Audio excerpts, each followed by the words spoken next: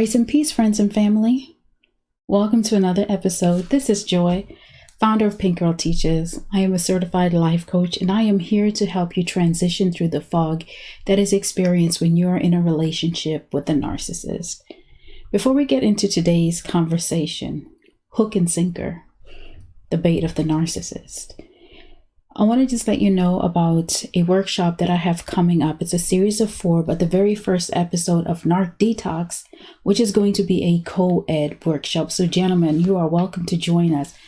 It is now open. Registration is now open at pinkgirlteaches.com under the upcoming tab. We're going to be talking about your identity after narcissistic abuse and reframing that, and really diving into some self-care work, but mostly about reestablishing or reframing your identity after narcissistic abuse.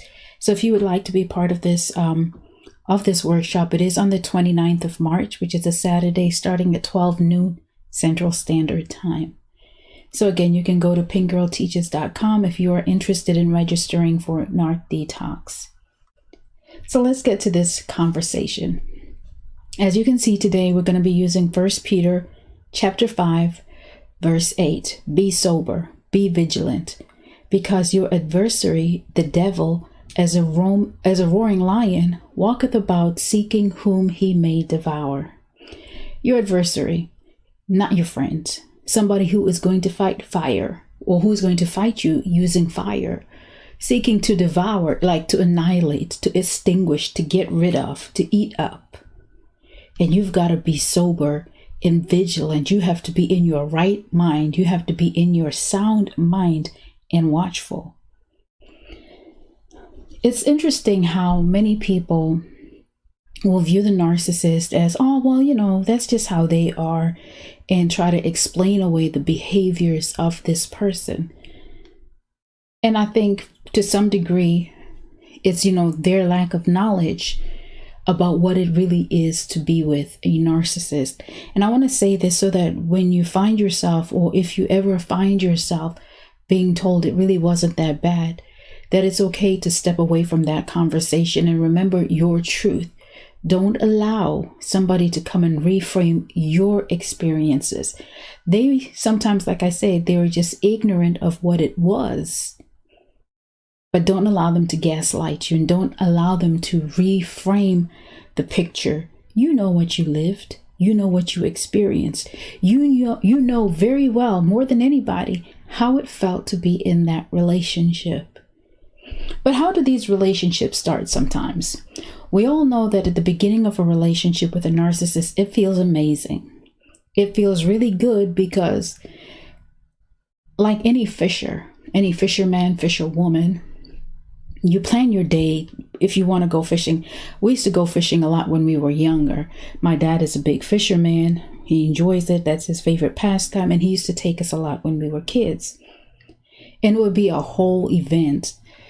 Get the poles ready 2 days before, the night before, get the bait, get the hooks together, and, just plan out what our day was going to look like by the lake.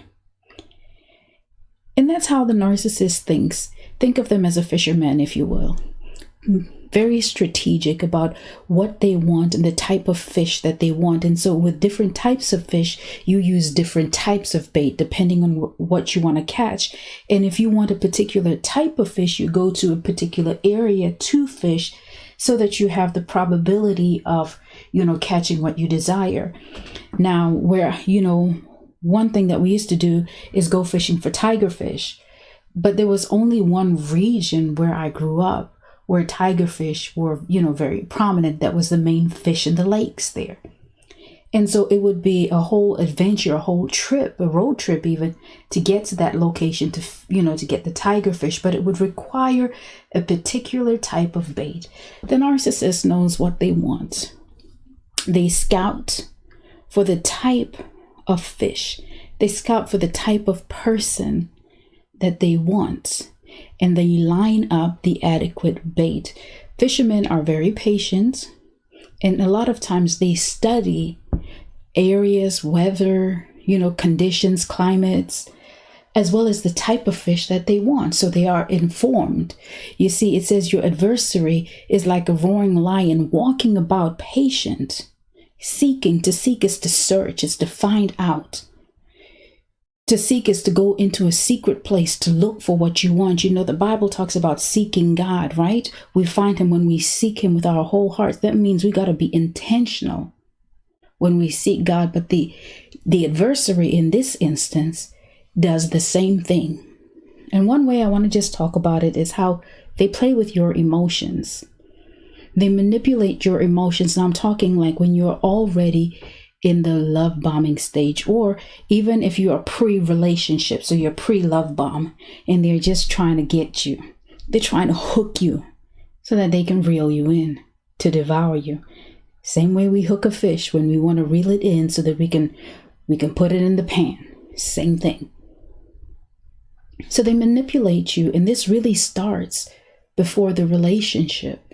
And so consider, what kind of a relationship can you really have with somebody who was manipulating you before you're officially in some type of situation? And I'm talking about a relationship, but we know these are not real relationships.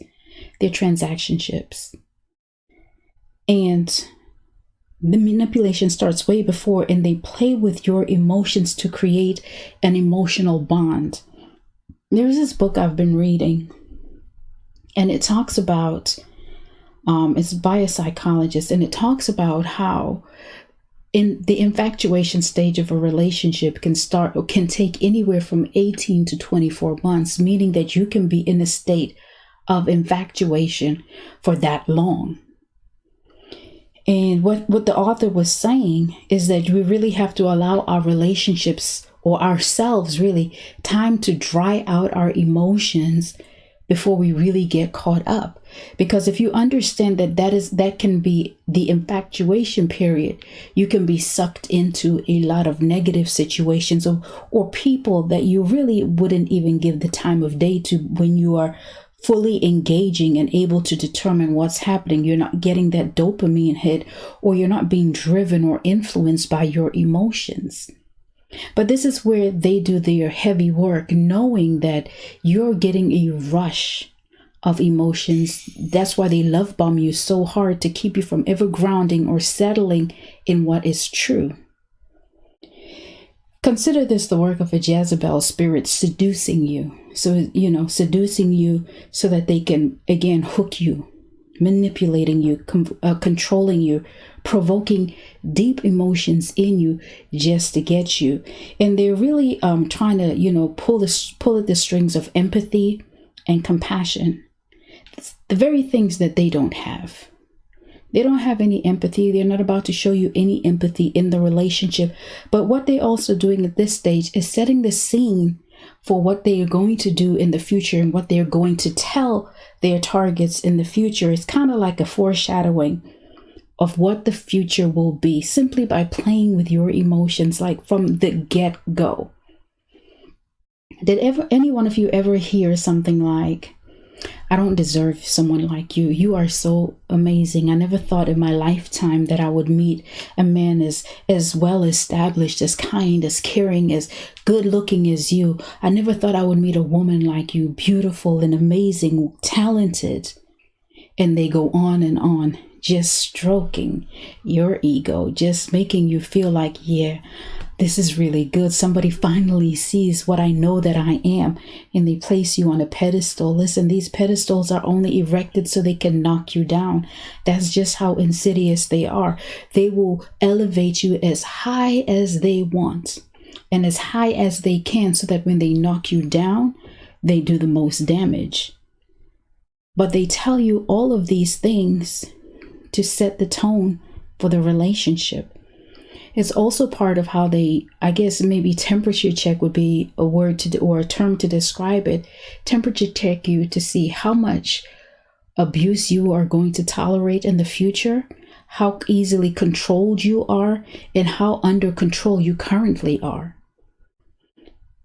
They may say something like, I've never seen a healthy marriage before. My parents didn't get married. My grandparents didn't get married. Or, there's just nothing but a string of divorces in our family, which may be true. Sometimes it's not.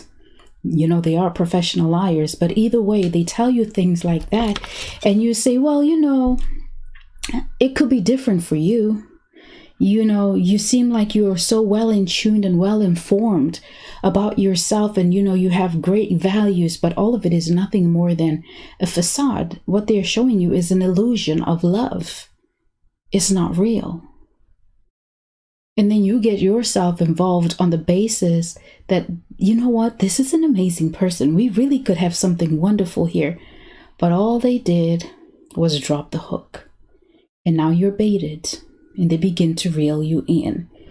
Then comes the antics, the devaluation. They begin to project in the relationship, and you wonder what's going on. If it wasn't for you, my life would be so much better. Since you came into my life, I'm struggling and, nothing makes sense. Maybe you're just reaping what you sowed. They lack the ownership for the things that they do and constantly blame shift. And then, introducing other sources of supply or triangulating you with X supplies, maybe even the new supply that's pending. Either way, the pedestal you were once on, you're being knocked off it. And you question them and you think, how, what happened? What's going on? You're not the same person that I met in the beginning. What changed? And they'll tell you flat out, nothing changed. I told you who I was in the beginning. You just fell for it. Or not even that you fell for it. You just, forced this relationship on me. I didn't really want it, but you kept saying we would be good and we would be okay.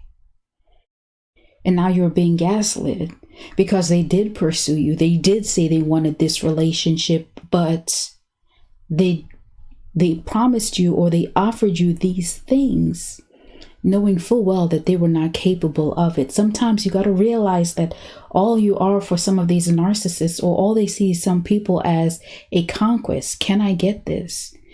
This notch on the belt, this notch on the headboard, like that's all it is sometimes. Other times they do these things to get that forever supply, because that they need somebody for stability in life. They need to have a forever supply, and there is nothing honorable about being the forever supply. You are going to be the eternal trash can for a narcissist. And how can you develop, or how can you, at some point we got to be accountable and say, no more. I'm not going to allow you to treat me like this anymore. I'm going to stand up for myself, because if you don't, who will? At some point, you have to recognize that, I'm valuable and I'm worth fighting for at all costs. Even if you don't know what that fight looks like and you don't know what it's going to take for you to break out of it. And then when things finally do end and the discard happens and your mind keeps going back to who they were, remember, they had to be that way. They could never have told you that, this is who I really, really am. And if I were you, I would stop talking to me. I would just not even entertain a relationship with me, because I'm going to break your heart like I did everybody else.